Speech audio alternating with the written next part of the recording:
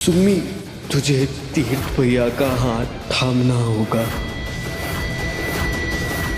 ऋषि के लिए हम दोनों को शादी करनी पड़ेगी सुमन जी।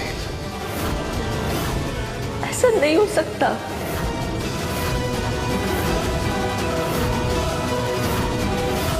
सुमन इंदौरी के आने वाले एपिसोड में एक अलग ही ट्विस्ट देखने को मिलने वाला है। यहाँ पर भाई तीर्थ कर लेगा सुमन से शादी। अब होता ही है कि ऋषि की हालत बहुत खराब है, उसने अपने आप को मारने की कोशिश की है, जला लिया है उसने, उसकी पूरी बॉडी पूरी जल गई है और यहाँ हॉस्पिटल में एडमिट है। अब ऋषि बहुत परेशान है, उसको लगता है कि सुमन का क्या होगा और उसको ये लग रहा है कि भाई ये सारी चीजें जो हुई है ना वो मेरी वजह से हुई है। सुम्मी, तुझे तीर्थ भैया का हाथ थामना होगा।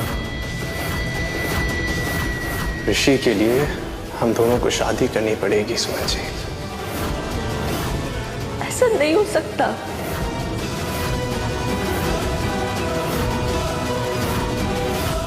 और सुमन और तीर्थ को बुलाएगा और बोलेगा सुमन को भाई शादी करने के लिए तीर्थ से। अब तीर्थ पहले तो शॉक हो जाएगा, लेकिन तीर्थ को भी लगेगा कि मैंने कहीं ना कहीं गलती की है, क्योंकि सुमन जिस तरीके से चिल्लाती है ना भाई वो देखने लायक था। यहाँ पर सुमन बहुत परेशान है, तीर्थ से बात करना ही नहीं चाह रही है, सारा इल्जाम तीर्थ पर लगा देती है और होता भी यही है।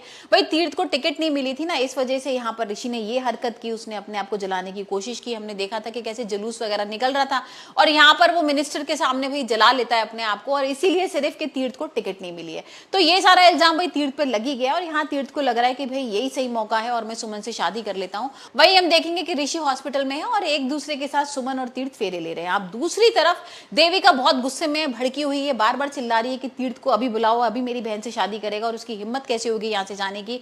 यहाँ पर भाई अपने सास ससुर के संग भी बदतमीजी कर लेती है, वो सुनने को तैयार ही नहीं है किसी की। और देविका के पापा और ज्यादा है, वो तो भाई तीर्थ के कैरेक्टर के बारे में क्या कुछ नहीं बोल रहे हैं और कह रहे हैं मैंने तो मना किया था कि भाई तुम इस लड़की से शादी मत करो, लेकिन कृतिका मानने को तैयार ही नहीं थी। और वहीं कृतिका का हाल भी बहुत बुरा है, कृतिका तो बेहोश तक भी हो जाती है, क्योंकि यहाँ पर तीर्थ उसको बीच में छोड़कर चला जाता है। सिर्फ 3 या 4 फेरे होते हैं, लेकिन बीच में शादी रोक के चला गया है। और यहाँ पर कारण सुमन और ऋषि ही है, और सुमन और ऋषि को तो भाई पहले से पसंद नहीं करते हैं। यहाँ पर देविका की तो सबसे बड़ी दुश्मन सुमन है। तो देखना भाई बहुत ही इंटरेस्टिंग होने वाला है, जब सुमन दुल्हन बनकर इस घर में आएगी और यहाँ पर देवरानी के रूप में आएगी, तब देविका क्या करती है और यहाँ पर तीर्थ के पापा और मम्मी का क्या रिएक्शन होने वाला है, किस तरीके से गृह प्रवेश होगा, भाई ये देखने के लिए तो मैं भी बहुत एक्साइटेड हूँ।